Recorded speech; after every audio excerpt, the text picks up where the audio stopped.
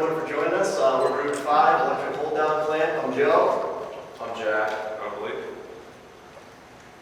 Start off with a nice CAD model of our device here. We'll start from the front. We have clamping arms, spindle that will contact our workpiece and hold it, secure it for any operation that needs to be done on it. We have a gear enclosure in front there, and then in the back, there's an enclosure for the motor, various drivers, and a controller. And here's a nice little operational video of the clamp. So it's applying force now, and it'll hold until the next signal comes in to release it and open it back up. I'll talk through it one more time here.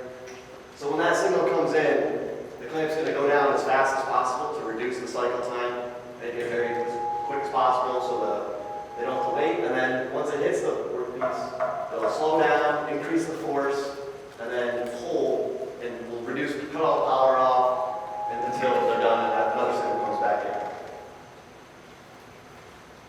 And then get into the actual application of this project. So it's mostly built for like factories, industrial factories. Say if they're welding or something like that, the bolts are put down with pretty good force.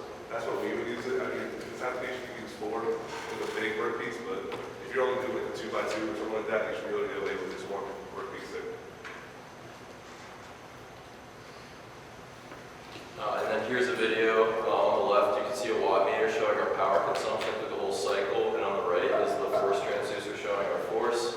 That knocking you hear is the motor missing some steps, but we can get a force around 40 to 50 pounds. And then on the watt meter, you can see on the left, you can see how the power varies. Here's an inside look, transparent view with 3D model. You can see your clamp spindle, your work drive on the right, just transmitting the power, your U17 stepper motor, and then inside the motor housing is our driver and Arduino. Just wanted to package it all together so it can be easily applicable to any automation. And our iteration, so last semester was the design on the left we had. We went and made a few changes, made it so we could decrease the moment arm so we could get more force, get it as close to the housing as it can as it goes up and down, and just so it looks more sleek and ergonomic. Then the electrical part of it, so like you said before, we still are using that U17 that we said from last semester. A little expensive, but we could have away with the U23 to get more force, but we really have enough money for that. The Arduino, which you see on top of it, which is going to be inserted on the top of the project. And then we have the power supply, which we just use our own power supply for now, but you can probably notice the outlet that works. Then we have two switches, a switch for up and down, like Joe was saying, how when it goes down, the code waits for it to say go back up, click the button, it goes back up, and then we have a kill switch in case anything bad happens, cuts the power out of the whole thing, in case any danger or stuff like that. And then based on some back-end feedback last semester, we integrated a feedback system. We figured the most cost-effective way to do that was with two magnets you see on the right there on the track, and then a Hall effect sensor. So those magnets, we can adjust their location based on where we want the clamp to finish up or finish closed. And then basically when those magnets basically hit the Hall effect sensor, it will trigger the clamp to stop, and then it'll tell it where it's at and knows what it's doing. And then we were able to adjust them with the track there. So that was definitely needed for this application. And then just to talk about the controller design, how our logic is oriented. We're using a finite state machine. So basically the clamp is only focusing on executing one task at a time. And then once it finishes that task, it moves to a new state and is focusing on another task. And then each state has various speeds, accelerations, and a target position it's going to. It's written in C++, and there's around 400 lines of code or so. And then we really wanted this because when we're going down and not contacting the workpiece, we want it to move as fast as possible. But then once we do contact that workpiece, we want it to be slower, output more force, and increase that clamping load as much as possible. And then here's just kind of a little diagram of the finite state machine. Starts up with power on. We go to state 0. It'll hold the device in the open position. And then it will just wait there for a signal to come in, let it know to close. The first state of closing is that fast motion you see. And then once it contacts the workpiece, it'll go to the next state, slack out of the system, all the backlash on the gearing. And then the last state as it's closing is just very small, a couple steps to really lock into that force. And then it'll just idle, waiting for an open command. It'll cut the power off to the motor, so that's why the power consumption goes down to less than 1 watt after it's closed or open, but it will also maintain the force that it provides. And it'll wait for that open command, and once it comes in, it's basically the reverse process of closing. It'll open slow, take all the slack out, and then go back up to the top position.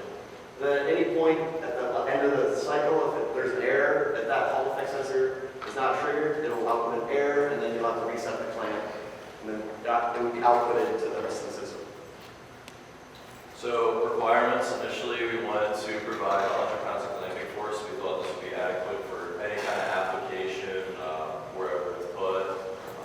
We wanted to be electrically actuated. The pneumatic counterparts were what we were going up against, so we wanted to design an electrical system that could easily be implemented without having to put in airlines or compressors. We decided to use a worm gear set. We could have used the linear actuated motion, but we wanted a worm gear set. To have a control or motor driver that we would select would be appropriate for the application. A secure mounting option, so like in the industrial setting, you could screw it into wherever, attach it, and easily unattach it.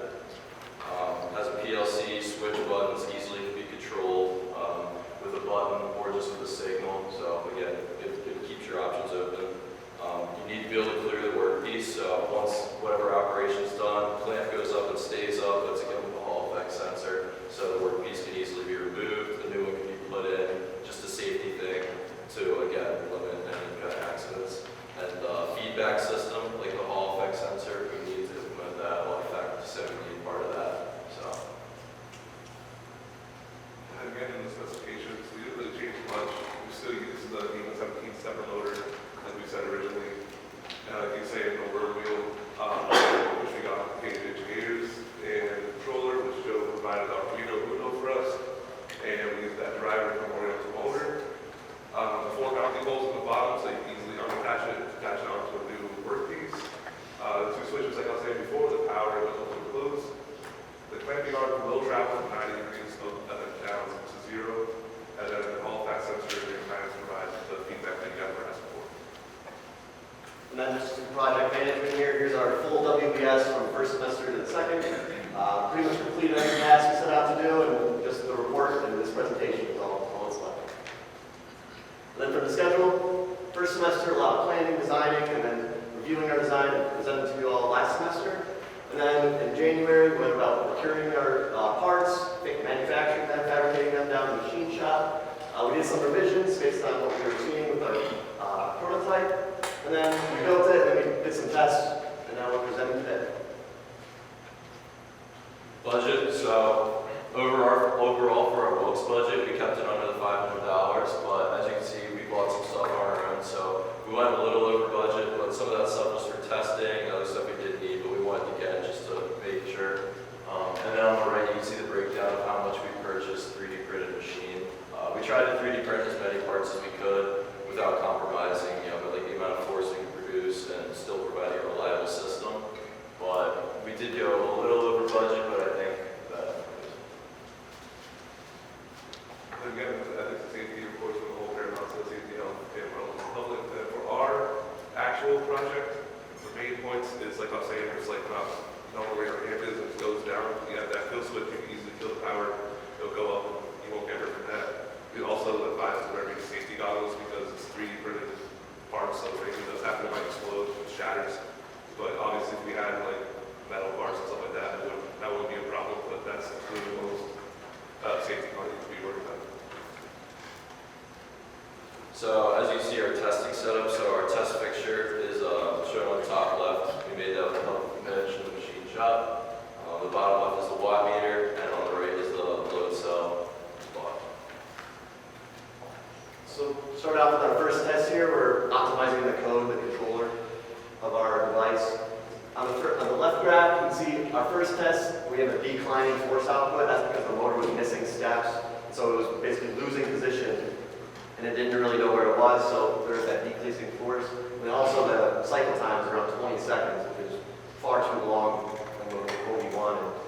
But then after some controller optimization, we were able to get much more even force output much more consistent, and also reduce the cycle time to about 14 seconds. We even got it down to around 9 seconds for our final iteration. To do that, we basically our controller was not utilizing the Hall effect sensor as much as it could. So now every time the plant goes back up, it hits that Hall effect sensor a rehung, so it knows exactly where it is. It'll output the same amount of steps down into the workpiece each time. To get into the test tube for the power consumption, you can see that video over there. It hits the peak of 23, 24 watts when it's going down. But when it actually clamps down, it keeps that 40 to 45 range of pound of force. It kills the power. So that's good for saving money for the company, just saving the motor, stuff like that. And once you see it go back up, it goes back up to that 23 peak. And it shuts off when it goes up to the closed position. Yeah, that was a big initial concern. Yeah. But like with the enclosure, with the enclosed components and stuff, with the motor being too hot, especially with the 3D grid housing. But since we were able to get it to where it could shut power and still provide the force, it really helped prevent the motor from overheating through like rapid testing. And then for our variable clamping force, we wanted to adjust the number of steps. So like how Joe was saying, once it gets down, once it senses it at the bottom position, how many steps it'll then take to provide force. And we showed a linear relationship here with how many steps it was and the force provided.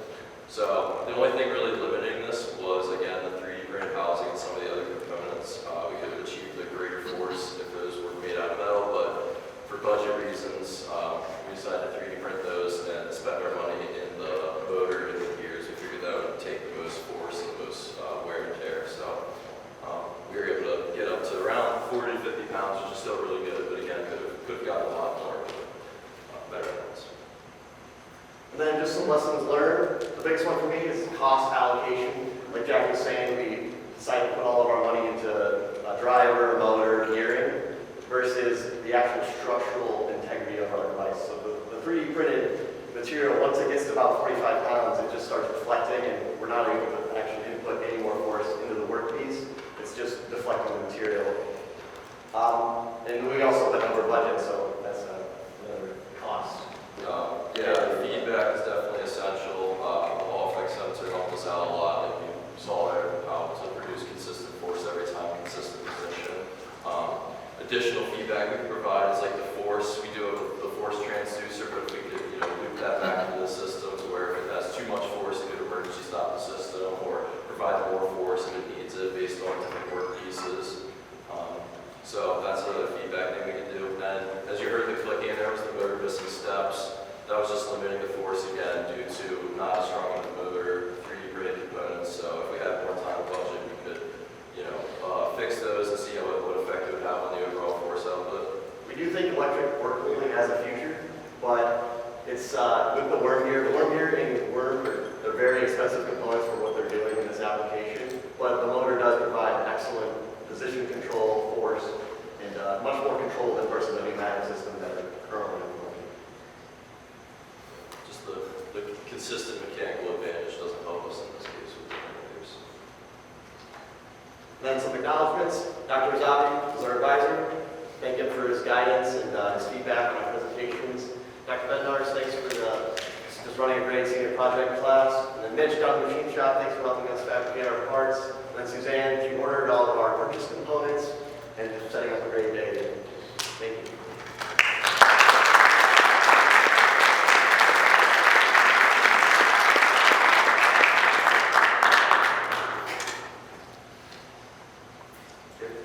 Gentlemen, good presentation, thank you.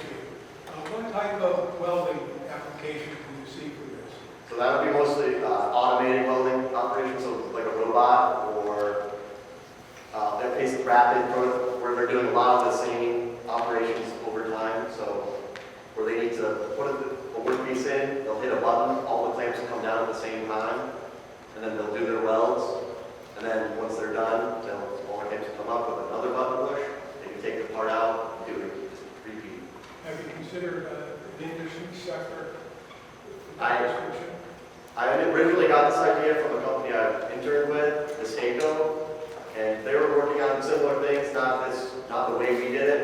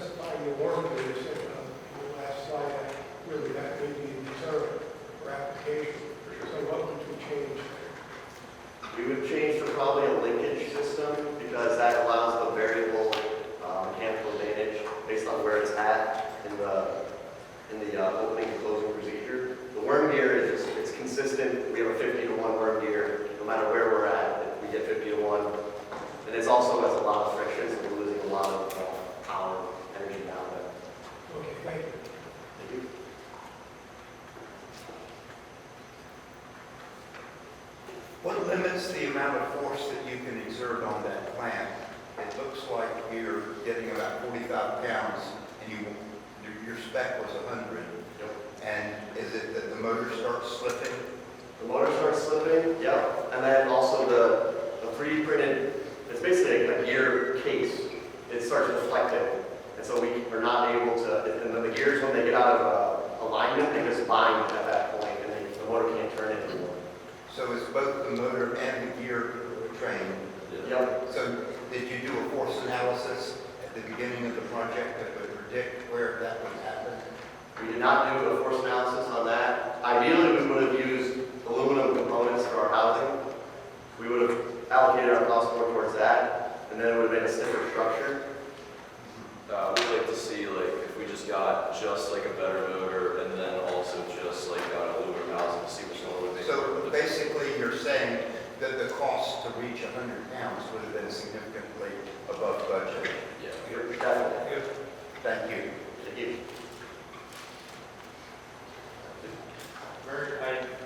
Most of all, I like how you guys approach the project. You took a very serious and very professional approach to this project, very thorough, especially many things you are not able to show, which is on the software side. That's the future of design, and all the things I talk to you guys, and I really like how you guys, because it is, because essentially we are really innovating like this very kind of traditional way of doing things, and this is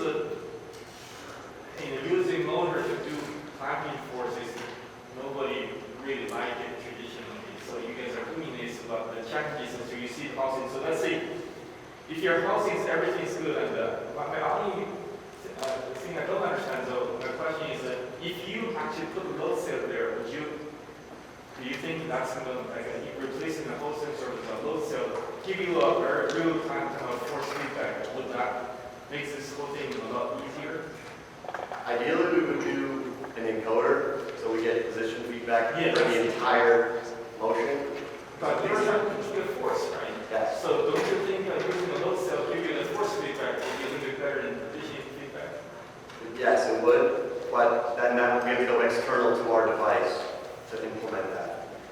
We're trying to do a one package I and know install it. I mean, there are those kind of load cells that can torsion me, that I can't be like just embedded in the shop, which is what I mean, I can still be able to measure the torque essentially. I can't, you still have like but I still like how you guys use the full sensor, because if you didn't do that, you pretty much would have still miserable. So.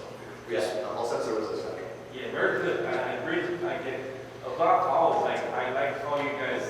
This might seem to be a, just from the sheer size of the project, might seem to be a very small project. Actually, it's a very good piece of work. Just simple and good engineering design. Power as well, so perfect. So that part of the clamp that contacts the part, is that not able to be moved to allow for custom fixtures depending on if your part doesn't have like a flat, I know industry a lot of times they'll make custom fixtures depending on the shape of the part.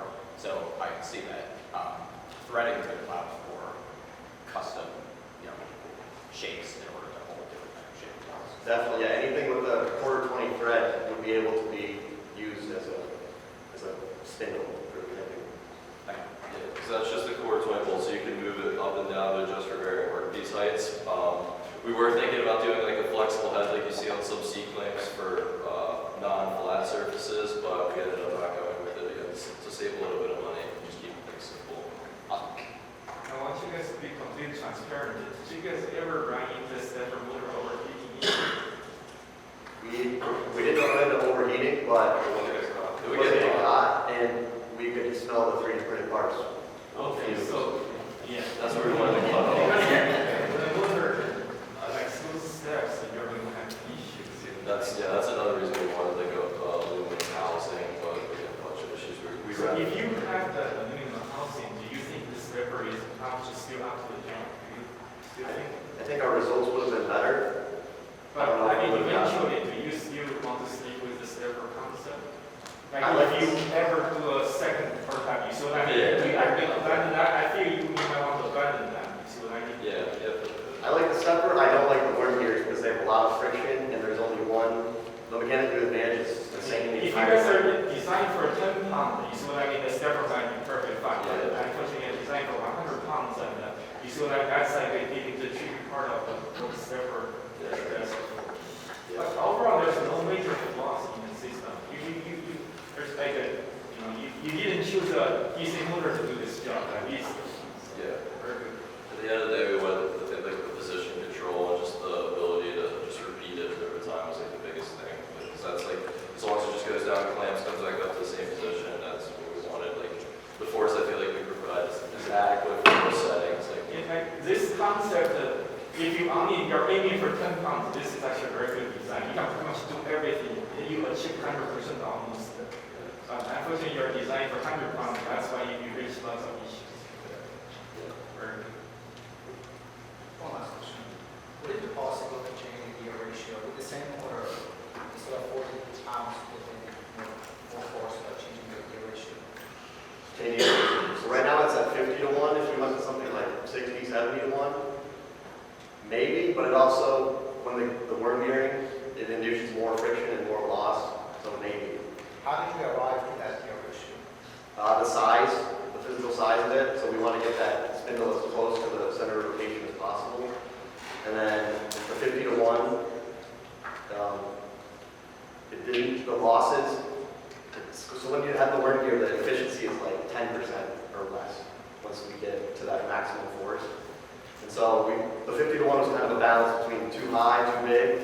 As they get more teeth, they get bigger, and versus too small, it's not enough mechanical advantage to produce much force. One final comment, like many groups that do the FBA at least for the sake of doing FBA. For you guys, if you do FBA, it actually can help you a lot.